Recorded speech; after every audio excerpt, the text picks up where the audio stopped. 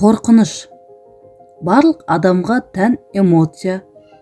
Санасын бір мезгіл қорқыныш пен үрей билемейтін пенде жоқ.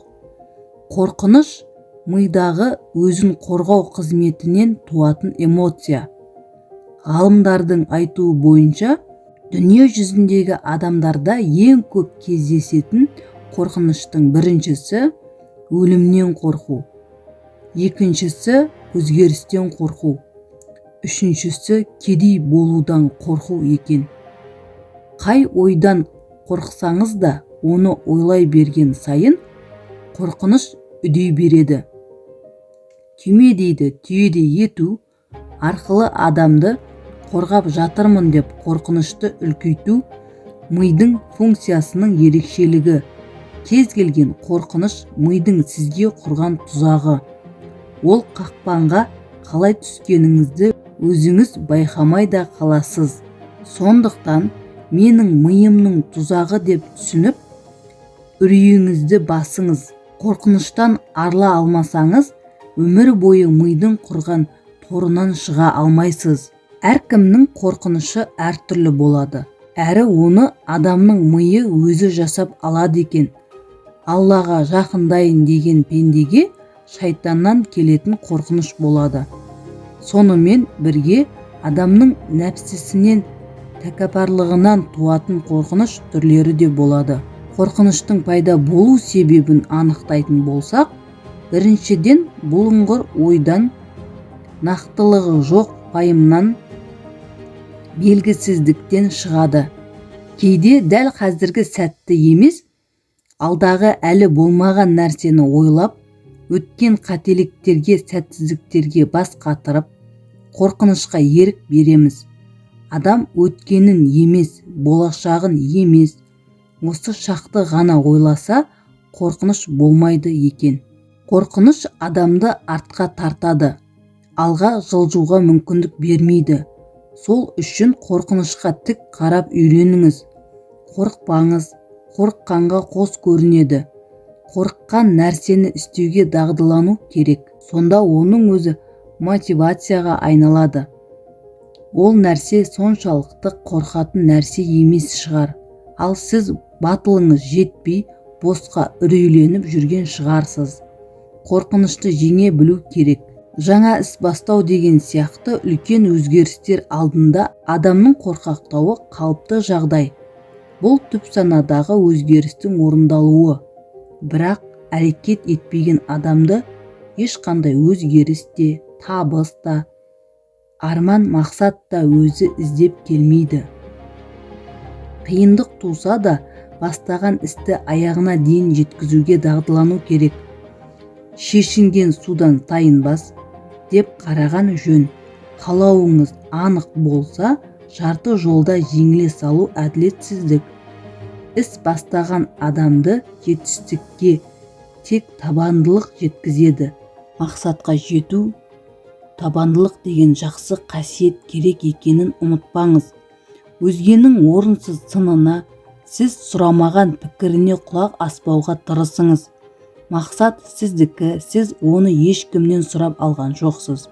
Демек, оған қалай жетуді де өзіңіз шешесіз. Әрине, жанашыр жандардың пікірін немесе сол саланың мықты мамандарының кеңесін ескеруге болады, ал басқалардың пікірі сізді қызықтырмасын.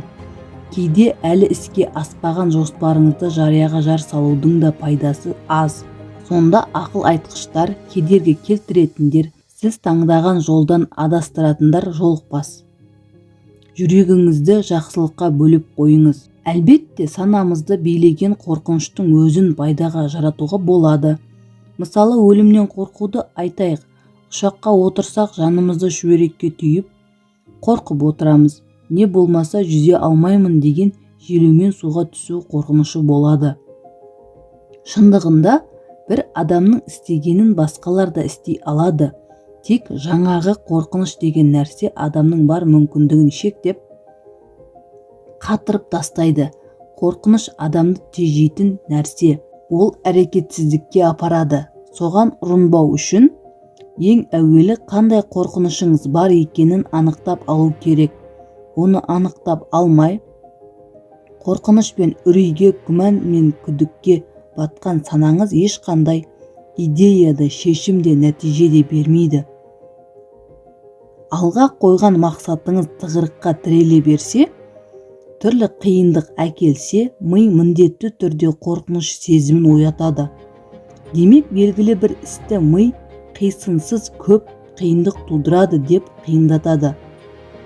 Оны жасатпау үшін түрлі қорқынышты алдан шығарады.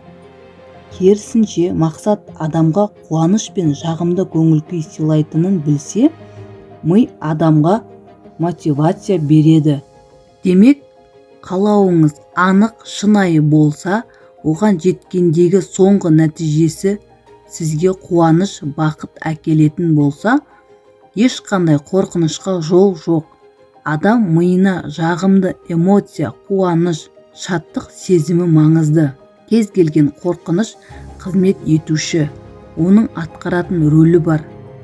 Сізде бір қорқыныш пайда болса, демек оның атқаратын міндеті бар. Соны анықтай алсаңыз, әлгі қорқыныштан арылу қиынға соқпайды. Әр қорқыныштың артында жасырын тұрған пайдасы бар екенін естен шығармаңыз. Мәселен, балалы болған көп әйел нашар ана болудан қорқады, балаларына дұрыс тәрбие бере алмай, жақсы ана бола алмай қаламын деген қорқынышпен өмір сүреді. Бұл қорқыныштың пайдасы бар. Баласына жақсы ана бола алмай қалудан қорыққан ана әрдайым өзін жетілдіруге, тәрбиелеуге, дамуға, ізденуге тырысады. Балаларының алдында жауапкершілігін сезінеді. Сол сияқты өлімнен қорқу да адамға бұл фәнидің әр күнін, әр сәтін бағалап, тірі жүргеннің нығметін сезініп, өмірдің құнын түсініп сүруді үйретеді. Демек, қорқыныштың адамға пайдасы да, зияны да бар. Мұсылмандар жаратушыдан, тозақтан қорықпаса не болар еді? Адам өзіне, өміріне қауіп төндіретін нәрседен қорықпаса не болар еді? Мұның бәрі адамға керек қорқыныштар. Ал қажетсіз, пайдасыз, мәнсіз дамуымыз бен жақсы өмір сүруімізге кедергі келтіретін қорқыныштардан арылуымыз керек. Қорқынышты жеңуге қатысты 3 сұрақ. Қандай қорқынышым бар? Ол қорқыныш қай кезде, қандай жағдайда болады? Ол қорқыныш маған не береді? Осы 3 сұрақты өзіңізге қойып, шынайы жауап берсеңіз, қорқынышты басқарып, мидан шығарып, не жойып жібере аласыз.